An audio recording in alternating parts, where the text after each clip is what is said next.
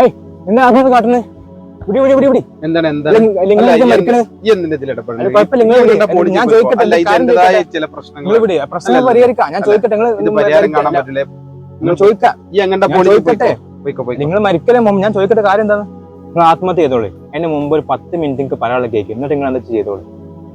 10 minute അല്ല, 10 മാസത്തിലേറെ എന്റെ പ്രശ്നത്തിന് പരിഹാരത്തിന് വേണ്ടി ഞാൻ നോക്കിയിട്ട് സാധിച്ചിട്ടില്ല. പിന്നെ ഈ എന്താ 10 മിനിറ്റ് കൊണ്ട്? കുഴപ്പമില്ല, ഞാൻ പറഞ്ഞത് കേൾക്കും, എന്നിട്ട് നിങ്ങൾ എന്താ ചെയ്തോളൂ, ആത്മഹത്യ ചെയ്തോളൂ. ശരി, ഞാൻ പറഞ്ഞല്ലേ, വരി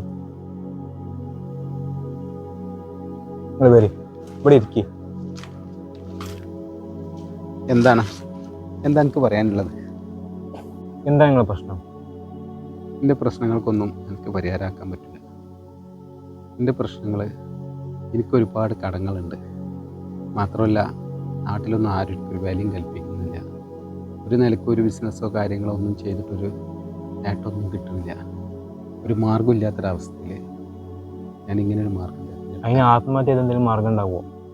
മറ്റെന്താ ഞാൻ ചെയ്യുക? ആത്മഹത്യ ഒന്നും ഒരു പരിഹാരമല്ല. അറിയാം, പരിഹാരമല്ല എന്ന് ഞാനൊരു കാലത്ത് ഒരുപാട് ആളുകളോട് പറഞ്ഞതാണ്. പിന്നെ നാട്ടിൽ എനിക്കൊരു വിലയില്ല, നാട്ടിലെ ആൾക്കും വേണ്ട, പണമില്ല കയ്യിൽ. പണം ഉണ്ടെങ്കിൽ ആർക്കും എവിടെയും വിലയും നിലയേ ഉള്ളൂ. അതെനിക്ക് തോന്നുന്നു. പിന്നെ മക്കൾക്കായിട്ടാണെങ്കിൽ അവർക്കും എന്നോട് അത്ര താല്പര്യമില്ല. നിങ്ങളെല്ലാം കൊണ്ടും കൂട്ടുകാരില്ല, കുടുംബമില്ല.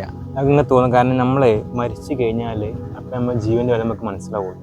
നമ്മൾ എത്രത്തോളം അവർക്ക് വേണ്ടപ്പെട്ടവരെന്ന് അവരപ്പോഴേ മനസ്സിലാക്കുള്ളൂ. മരിച്ചു കഴിഞ്ഞിട്ട് പിന്നെ നമ്മളെന്താ? അല്ല, അത് നമ്മളറിയില്ല. നമ്മൾ മരിച്ചു കഴിഞ്ഞാലാണ് നമ്മളെ വേണ്ടപ്പെട്ടവർക്കും വീട്ടുകാർക്കും ഈ പറഞ്ഞ മക്കൾക്കും എല്ലാവർക്കും നമ്മൾ ആയിരുന്നു അവരപ്പോഴേ മനസ്സിലാവുള്ളൂ.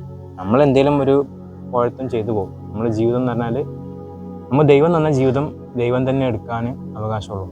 നമ്മളെടുത്ത് ഒരിക്കലും മരണത്തെ തേടി പോകരുത്. മരണം നമ്മളെ തേടി വരില്ല.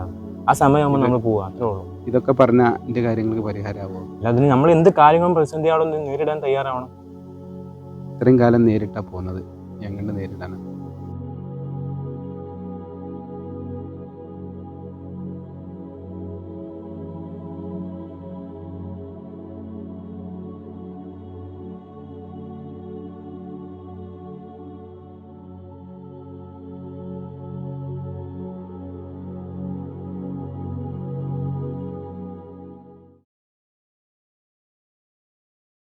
വല്ലാത്തൊരു ഭരണമായിപ്പോയി.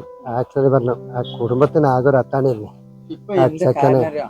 ആ തള്ളിയും തന്തി ഒറ്റക്കായി അയച്ചുകളായി നോക്കാൻ ഇനി ആരെ വരും?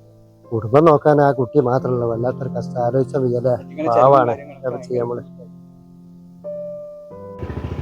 ഉസ്മാനല്ല വരണ്ടേ?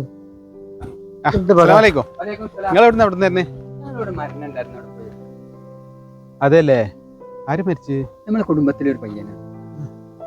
എന്ത് പറ്റി? എങ്ങനെ സംഭവിച്ചു? ഇന്നലെ രാത്രി ബൈക്ക് ആക്സിഡന്റ് ആണ്, അതിലും മരിച്ചാണ് കുട്ടി. തന്നെ? ഇജ്ജ് അറിഞ്ഞിട്ടില്ലേ? വാട്സാപ്പിലും ഫേസ്ബുക്കിലും ഒക്കെ വന്നതാളാ. അതെ, എന്നെ മൊബൈലിലായിട്ട് ഞാൻ പോട്ടണ്ടാ, അങ്ങനെ കാര്യം അറിഞ്ഞില്ലല്ലോ. എന്നാല് ആക്സിഡന്റ് ആണല്ലേ? ഇതൊക്കെ നാളെ ഇവനോ? ഇവനായിട്ട് ഞാൻ ഇപ്പൊ 10 മിനിറ്റ് മുമ്പ് സംസാരിച്ചിട്ടുള്ളല്ലോ. ചങ്ങായിജി പറഞ്ഞു ഇന്നലെ രാത്രി 12 മണിക്ക് മരിച്ച ആള്. ഞാൻ പറഞ്ഞ വിശ്വസിക്കൂല. ഞങ്ങളിപ്പോ ഒരുപാട് നേരം സംസാരിച്ച് പിരിഞ്ഞിട്ടുള്ളൂ. ഇതന്നെ ആള് എനിക്ക് മാറിയിട്ടില്ല. എനിക്ക് തോന്നുന്നുണ്ട് ആ വെറുതെ വെച്ച ആൾക്ക് ആള് മാറില്ല.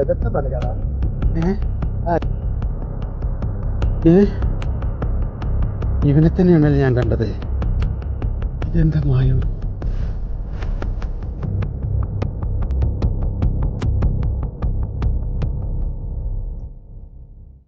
എന്തിപ്പോ ഞാൻ പിന്നെ ആരെ കണ്ടത്? എന്തിപ്പോ എനിക്ക് പറ്റിയത്? എനിക്കത് തോന്നിയതല്ലല്ലോ. ഞാൻ അവനെ തന്നെയാണ് കണ്ടത്. ഞങ്ങളിപ്പോ നാട്ടിലേക്ക് പോവാണ്. ഈ പോരുണ്ടി പോരാ, നമ്മളെ വണ്ടിയുടെ റെഡിയാണ്. ഇപ്പൊ പോരാ, നിങ്ങൾ പോയിക്കോളൂ, ഞാൻ പോയില്ല. ഞങ്ങൾ പോവാണ്.